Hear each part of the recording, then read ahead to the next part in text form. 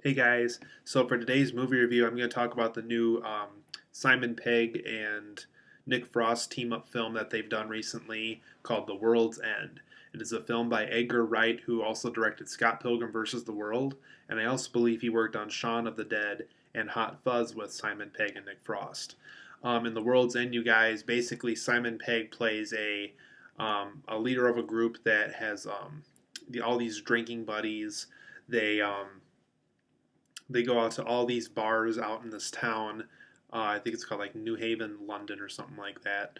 I don't know the specific name of the town. And basically, you go to these 12 pubs. They're different kind of beer. Um, and there's this challenge in this town. I believe it's called the Golden Mile, and you have to drink a pint size of beer, like the special kind of beer for each of the stores. And you basically get to all 12 bars, and by the 12th bar, you're at a place called the World's End, and only a few people get to last that much alcohol to get there. And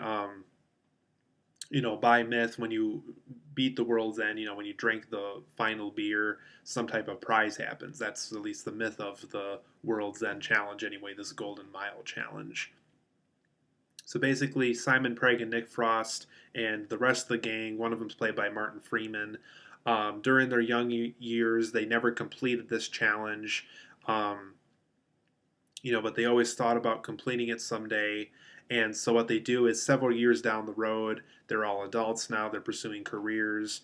So Simon Pegg finally recruits all these guys from this group, and he says to himself, why not try to complete this challenge? Why not, go back to this town? We'll complete it. We can say that we've done the World's End challenge. We've completed the Golden Mile.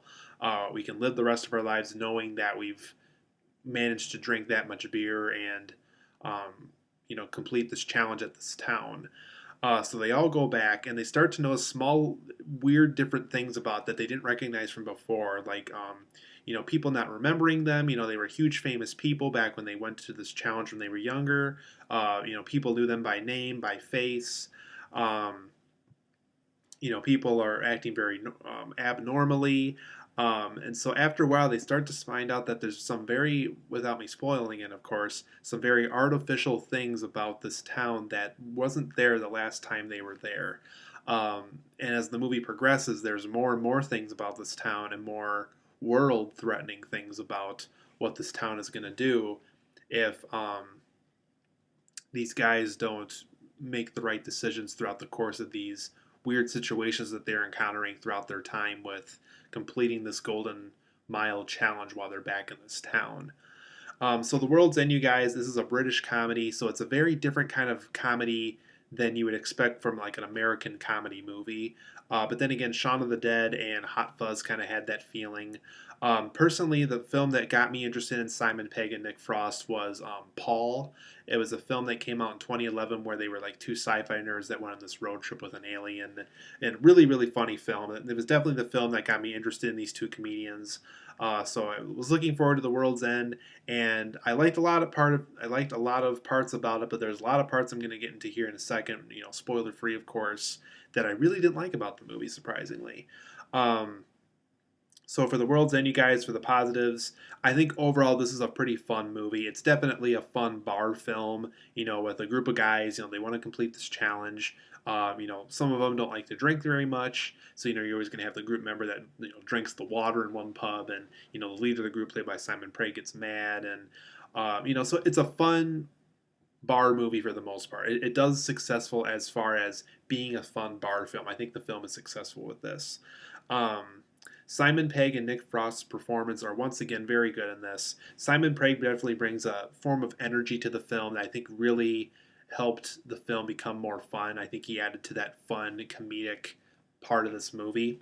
And also Nick Frost was kind of the strict guy. He would only drink as much as his body would allow him. He likes to drink water as much as he can throughout his time in this town, and he tries to refuse the beer as much as possible. And there's even parts of the film that comedically play off of the fact that even when he drinks, he either drinks a ton or he gets out of his comfort zone every once in a while. But every time he kind of gets out of the comfort zone, the film almost gets funnier because earlier in the film he was very strict. He was very, you know, um, very aware of what he could and couldn't do as far as drinking goes. So very fun to see these two guys on the screen again. I was a big fan of Paul, and going into this film, I had a lot of fun watching these two guys hit it off comedically on the big screen again. Um, there's some occasional fun narrative in this film, specifically in like the first 20 minutes where Simon Pegg almost narrates the whole thing. Um, you can definitely tell he had a lot of fun with it. He had a lot of energy to it, like I said once again. The film has a very fun form of narrative, and I almost wonder how much that was Edgar Wright's part of, him being director, if he got any part of writing duties through this film. But yeah, the film has a very fun sense of narrative, and I think that does kind of bring something interesting to the film. Pierce Brosnan is involved with this film. He plays a guy named Guy Shepherd. I think he was one of the teachers of one of these beer buddies. And he shows up later in the film, once the artificial robot sci-fi twist comes into play. You'll even see that in the trailer if you see one of the trailers. I think his involvement in the film was very funny just because I'm so used to seeing him playing James Bond. So it was fun seeing kind of an older Bond getting a part of the mix here. So I don't know. I just kind of laughed to myself every time I saw him on the screen just because I remember him so much as James Bond. And it was even funnier when an actress who was from Die Another Day with Pierce Brosnan, Rosamund Pike, who was in that movie also, was involved with this film. And so seeing the two of them on the same time on the screen, just like you couldn't help but think about Die Another Day. And it was just a very funny inside joke for me, I guess, just to see those two people back on the big screen again. There's also some neat Edgar Wright isms in this. If you've seen Scott Pilgrim versus the World, there's a lot of scenes in here that definitely reminded me of Scott Pilgrim as far as telling a story goes. Like there's scenes where like let's say, hey, I think there's robots in here, and then like Nick Frost would join in, yeah, I think there's robots in here, and then maybe the third and fourth and fifth drinking buddy would come in, and they all are thinking, oh, there must be robots in here or something like that. And it definitely kind of reminded me of Scott Pilgrim, like when Scott was waking up and his roommate would wake up, and then his roommate's boyfriend would wake up, and then the boyfriend of the boyfriend would wake up, and they would all comment on the situation, and small things like that reminded me of Scott Pilgrim versus the World, and it definitely helped remind me that Edgar Wright was directing this movie. So it was very fun seeing his directing style work its way into this movie. I thought that was a very fun, as a film fanatic, that was a very fun thing for me to see as I was watching the film. As far as negatives go, because I do have quite a few negatives. Um, some of the dramatic moments in here are very forced. There's like a few, small little snippets in here that are trying to be serious, and whenever it does get serious, like with someone, talking about someone close to them dying or something sad that happened to them while they were gone for so many years from each other, it just doesn't feel right in here. I mean, it's a very fun comedic bar film, and like when those segments happen, they don't feel like they belong in this movie. And I guess that was my biggest problem. It's not that, I mean, they were effective and everything, but it's just like they felt like they belonged in a different movie, and I didn't like how I felt like it should have belonged in a different movie as I was watching it. Um, there was some generic bar movie jokes in here, like the guy falling through the window, and somebody clumsily opening the door and then falling over, and things we've seen in a million other films that take place in a bar or bar movies. Um, really would have liked to see if they wanted to have more bar jokes in here, because this is a British comedy, so there's definitely things you would see in a lot of other British comedies like in Hot Fuzz and Shaun of the Dead, and even elements of Paul are in here. But whenever he was doing bar jokes, some of them just came off as a little generic to me. Like every other film that's about guys going to a bar probably used that joke already. um, I really did not like the ending of this film. That's another big negative I have about the movie. Very abrupt, very differently toned and inconsistent to what we saw earlier in the movie. Um, I really can't get into it without doing spoilers, so I guess I'm gonna just leave it at that. But yeah, very not a really a good ending in this movie, so it's definitely not a film I'm gonna remember as far as good endings go. Because The World's End I definitely think it does not have a good ending. Um, just very consistent with the rest of the movie, I thought. Um, there was some uninteresting side buddy characters. Besides Simon Pegg and Nick Frost, characters like Martin Freeman played, and the other two guys, I don't know those actors, but they were just very uninteresting side characters. They were just kind of there to be a part of the adventure, and I didn't like that. I really wish that, it could have been Simon Pegg, Nick Frost, maybe one other person after that. But if they did want to have four, but in this case they used five, I really think they should have just done 4. But maybe if they wanted to have 2 other people, make sure they were interesting. Because the other side characters that were part of this adventure were really not very interesting to me. Um, and especially with a comedy like this, everybody should be involved in a comedic way somehow. And however Edgar Wright worked them in, I didn't like. They felt very uninteresting to me. They were developed, they were talked about near the beginning, but they just were not interesting characters to me. And I really wished that Edgar Wright would have convinced me to be interested in these characters some way. The villainous scheme and motivations in this film are very boring.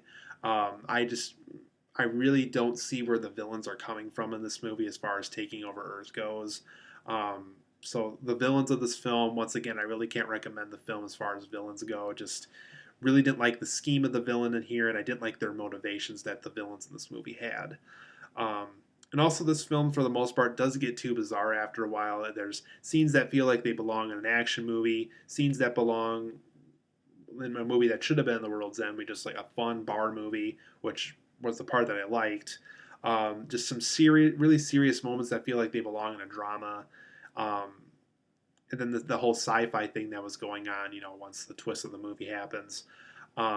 So I think the film for the most part just felt inconsistent. I guess that's what really bothered me. And like I said, it just got way too bizarre after a while. And I don't know, that might be just the British comedy part of me that's just maybe not like that might not get it, since I'm used to mainstream America movies. But I really think this film just got too bizarre after a while. And I really wish that some producer or somebody would have just calmed Edgar Wright down and just had a more straightforward direction than what he had. So The World's End, you guys, I give it a 7.5 out of 10. It is a fun film, but there's just a lot of problems about it that I just really can't recommend the film as much as I would have liked to. It just isn't quite as fun as Paul was. Um, and for those who really like Shaun of the Dead and Hot Fuzz, I really think those are the 2 films to just rewatch again if you really enjoy Simon Pegg and Nick Frost. Because I really don't think The World's End's going to top those 2 movies for most people. And for me personally, I don't think this film topped Paul. That was kind of my personal favorite Nick Frost and Simon Pegg team up film. So The World's End, 7.5 out of 10 for me. It's fun on occasion, but for the most part, it just doesn't quite deliver as much as you might want it to.